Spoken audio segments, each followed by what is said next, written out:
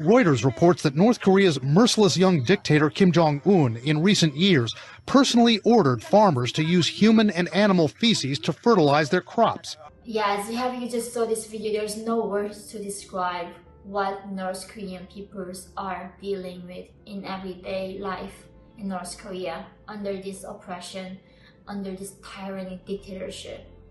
Number 3, papers. Any papers, newspaper, textbook paper, and any paper.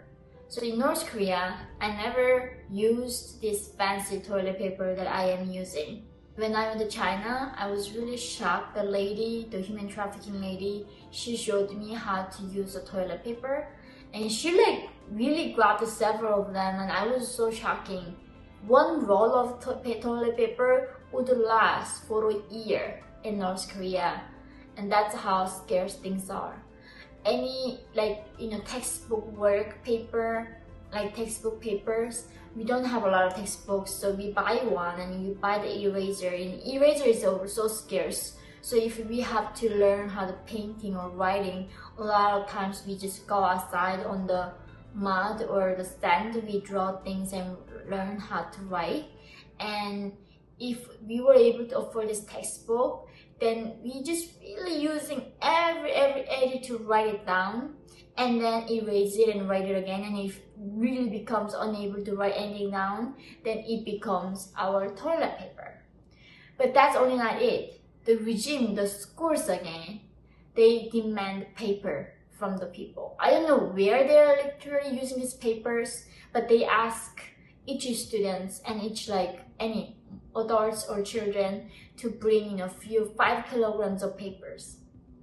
So when there was never a case I would be able to throw the papers away, in North Korea, not ever any kinds of paper. On newspapers, only the elites can receive them, but when they receive the paper, they have to save the page that has a Kim's photos on, Kim dictators, and the rest of the other papers, it can be the toilet paper, it can be all sorts of other uses. Number 4, it's boyhood plan. It is an assigned plan for every child, every school, students in North Korea, and these plans including metal, like wood, nails, broken glasses, rubber, skin rabbits of skin, everything includes. And we cannot find several 10 kilograms of metal. Where do we find it? And this makes in North Korea everyone thief. Even when you're a child, first thing you must learn is how to steal in order to survive. So children, when they go to school teachers will send them back home to bring these metals, broken glasses, and rubbers.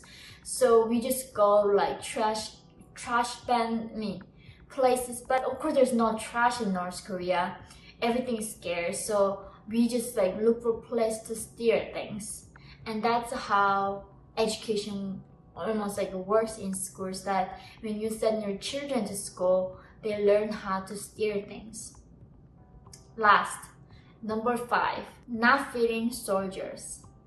As you saw that video when I was talking about the roundworms, that soldier, he was actually in the DMZ area. That's one of the elitist groups among the military soldiers.